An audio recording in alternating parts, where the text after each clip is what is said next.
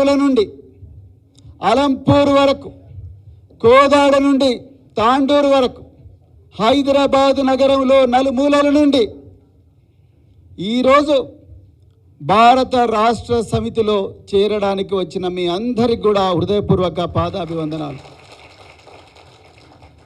మిత్రులారా, అక్కడ పెద్దలు రేవంత్ రెడ్డి గారు మేము గేట్లు తెరిస్తే మీ పార్టీ ఖాళీ అవుతుందన్నారు.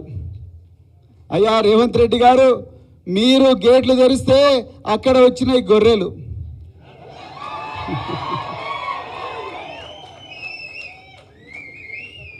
బీఆర్ఎస్ పార్టీ గేట్లు తెరిస్తే వచ్చినాయి సింహాలు.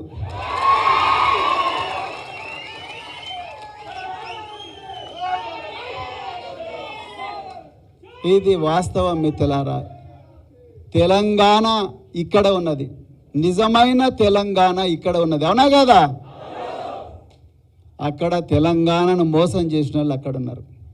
తెలంగాణ ఉద్యమాన్ని తాకట్టు పెట్టి ఆస్తులు అక్రమంగా సంపాదించుకున్న వాళ్ళందరేమో అక్కడ గేట్లు దోసుకొని పోతున్నారు. ఇక్కడ ఒక కొత్త తెలంగాణను నిర్మించడం కోసం ఇక్కడికి వచ్చిన వాళ్ళందరూ ఇక్కడ ఉన్నారు మిత్రులారా.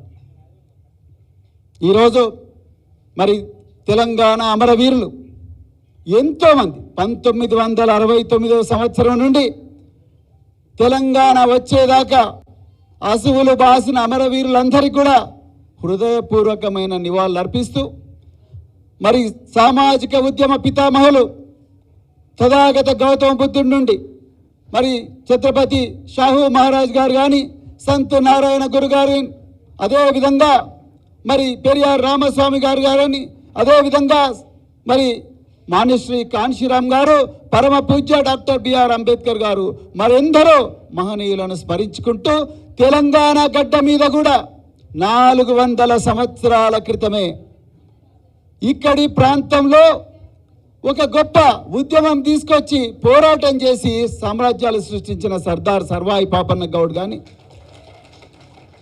పండగల సాయన్న ముదిరాజు కానీ, చిట్యాల ఐలమ్మ గారు కానీ, అదేవిధంగా బల్లి లలితక్క గారు కానీ, అదేవిధంగా దొడ్డి కొమరన్న గారు కానీ, అదేవిధంగా వడ్డే ఓపన్న గారు కానీ, అదేవిధంగా షేక్ బందగి కానీ, మరెందరో మహనీయులు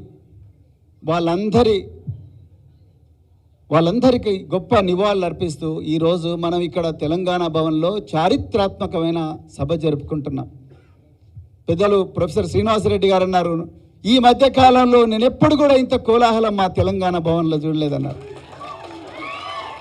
ఇది కేవలం తెలంగాణకే కాదు, దేశ రాజకీయాలను కూడా శాసించే సభ ఇవాళ తెలంగాణ భవన్లో జరుగుతూ ఉన్నది. ఇక్కడికి పెద్దలు మరి తెలంగాణ ఆవిర్భావానికి మూల కారకులు, భారత రాష్ట్ర సమితి వ్యవస్థాపకులు, మడమ తిప్పని మాట తప్పని నాయకులు పెద్దలు కేసీఆర్ గారు. వారు రావాల్సి ఉండే, కానీ అలా మరి కేసీఆర్ గారు, కేటీఆర్ గారు, హరీష్ రావు గారు రావాల్సి ఉండే, కానీ మరి వారు ఇవాళ పార్లమెంటు ఎన్నికల సందర్భంగా మరి టికెట్ల అభ్యర్థుల ఎంపిక ఖరారు చేసే కార్యక్రమంలో తలమునకలై ఉన్నారు. కాబట్టి మరి ఈరోజు మరి వారి ఆశీస్సులతోనే ఈ సభ జరుగుతూ ఉన్నది. వారందరూ కూడా మరి చింతిస్తూ వారి సందేశం ఇక్కడికి పంపడం జరిగింది. మిత్రులారా, మీరందరూ కూడా దయచేసి గుర్తుపెట్టుకోండి, ఈరోజు మనం ఈ సభ ఒక విపత్కరమైన పరిస్థితుల్లో జరుపుకుంటున్నాం. దేశంలో ఒకవైపు అప్రకటిత ఎమర్జెన్సీ ఉన్నది.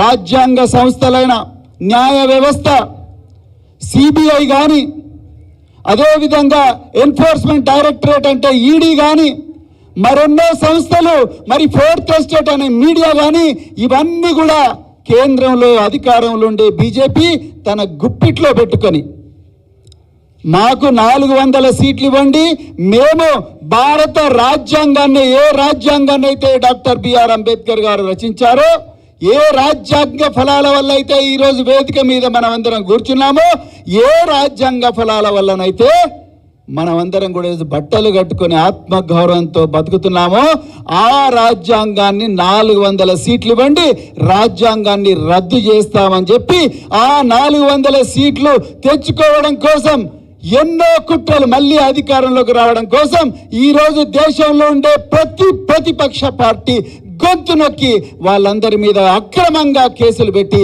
వాళ్ళ బాధనంతా కూడా ప్రపంచానికి తెలవకుండా మీడియాను కూడా గొంతు నొక్కి చేస్తున్న పరిస్థితిలో ఈరోజు మనం తెలంగాణ భవన్లో ఈ సభ పెట్టుకుంటున్నాం. మిత్రులారా, ఒక్కసారి ఆలోచించండి.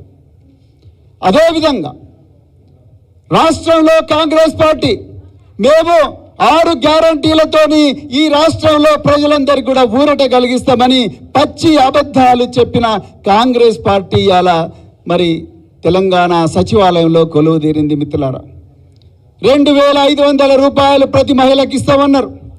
రైతులకు 15,000 రూపాయల భరోసా ఇస్తామన్నారు. అదేవిధంగా మరి 4,000 పెన్షన్ ఇస్తామన్నారు. ఇంకెన్నో కపటపు వాగ్దానాలు చేసినారు. విద్యార్థులకు విద్యార్థి భరోసా అన్నారు. మరి వస్తున్నాయా మిత్రులారా? ఇవన్నీ కూడా రావట్లేదు. కరెంటే పోతా ఉన్నది. నీళ్లు లేక రైతన్నలు కన్నీరు మున్నీరుగా విలపిస్తున్నారు. వాళ్ళ కన్నీళ్లు తుడిచే నాదుడు లేడు. అడిగిన వాళ్ళందరి మీద కేసులు.